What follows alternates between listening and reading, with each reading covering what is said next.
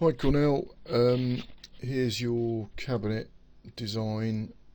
I'm just going to hide those doors, and you've got blades in 3 positions.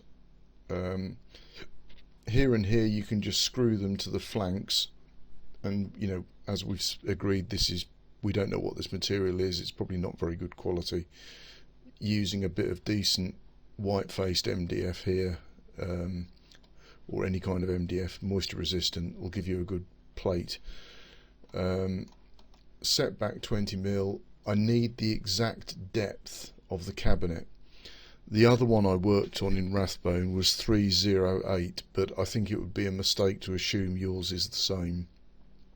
So I need this depth, okay? And then, it would be good to have some tolerance there. We'll create a bit of a gap there, but not as much as I've shown. Same with the height. I need the exact height.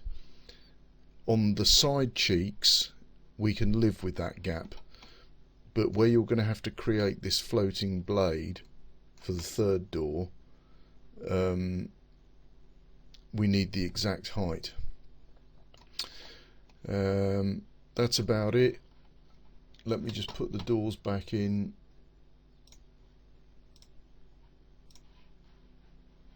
And the doors are all identical, the 3 blades are all identical, so you've only got to be making